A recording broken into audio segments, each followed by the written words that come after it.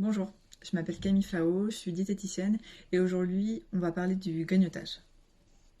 Grignoter, prendre une collation, prendre un goûter, ça dépend dans quel terme vous le voyez, mais en général, je dirais que en gros c'est manger en dehors des repas.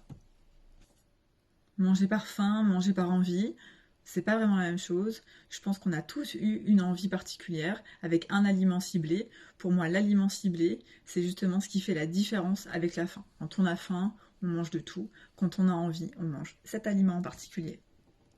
Pour abattre le côté grignotage égale surpoids, aujourd'hui, clairement, les études scientifiques montrent que le fractionnement, c'est-à-dire manger plus de 3 à 4 fois par jour, prévient le surpoids et l'obésité.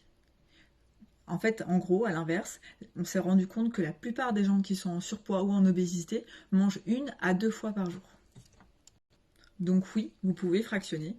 Il y a même des pays qui mangent jusqu'à 7 ou 10 fois par jour, qui par exemple vont prendre un bol de riz, un petit peu plus tard ils vont manger un fruit, et puis ensuite ils vont manger des fruits oléagineux. Toutes les 2 heures, en gros, ils consomment un aliment.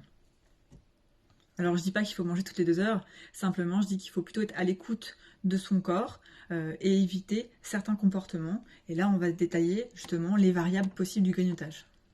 Quelques dérives sont possibles. La plupart des gens sont sensibles au niveau émotionnel, mangent différemment quand ils sont fatigués, mangent différemment quand ils sont énervés, mangent différemment quand ils sont tristes, dépressifs, ou au contraire heureux, on va dire avec d'autres personnes. Du coup, il faut travailler sur ce contexte-là, et du coup, essayer de comprendre qu'est-ce qui se passe au moment T, de mettre le doigt dessus, et ensuite d'essayer de changer ce contexte. Par exemple, il y en a qui vont manger systématiquement le soir devant leur série, devant leur télé. Il y en a qui vont manger dans leur voiture.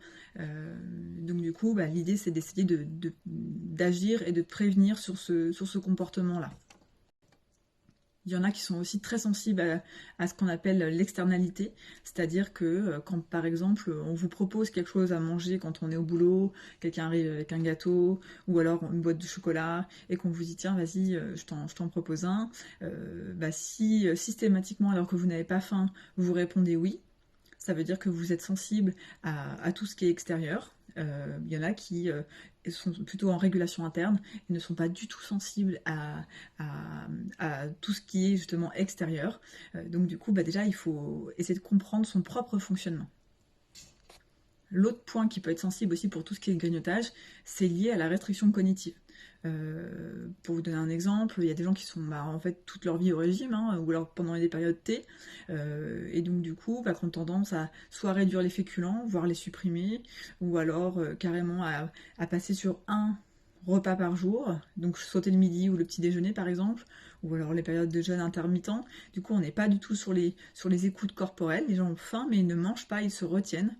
Euh, et donc du coup, ça peut entraîner en fait des envies, des craquages, des compulsions alimentaires. Et là, on est sur des modifications de la conduite alimentaire.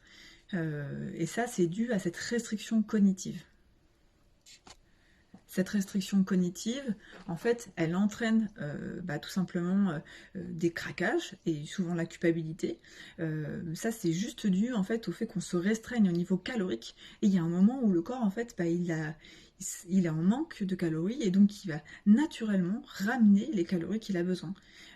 C'est plus fort que nous en fait, c'est la faim en fait qui nous pousse à manger. Donc pour moi la restriction cognitive, elle fonctionne pas. Et par exemple, moi j'ai des gens qui vont manger une salade et ils me disent je comprends pas, 2 heures après j'ai faim. C'est tout simplement parce qu'il n'y avait pas de féculents. Donc rien qu'en régulant justement la qualité alimentaire, la fréquence, lâcher un peu du lest, et puis bien sûr travailler sur le côté émotionnel à côté, si c'est ça qui prend, on va dire, plus de place, souvent en fait ça régule ce côté compulsif. Ça régule ce côté je craque, je fais des compulsions alimentaires et en général du coup ça réduit la culpabilité, enfin ça a tendance à réguler en tout cas cette culpabilité qui est liée on va dire au grignotage et aux collations. Pour moi la collation elle a sa place au niveau alimentaire et je pense qu'on est beaucoup de diététiciens dans cette position. La plupart des gens souvent qui perdent du poids ils remettent la collation et ils disent waouh j'y crois pas, pourtant je je mange tous les jours mon petit carré de chocolat avec mon bout de pain et puis mon kiwi à la collation, quoi. L'idée, c'est d'avoir toujours son trio alimentaire, protéines, féculents, fibres. Ça, c'est ma vision personnelle en tant que diététicien. Pour qu'il y ait la qualité. Après, si une fois de temps en temps c'est différent, c'est pas ça qui va tout changer, mais je dirais juste pour que on n'ait pas des fringales toutes les heures. Voilà. J'espère avoir répondu à plein de questions sur ça, avoir un peu éliminé des tabous et des idées, et puis je suis disponible pour en discuter avec vous. À bientôt, prenez soin de vous.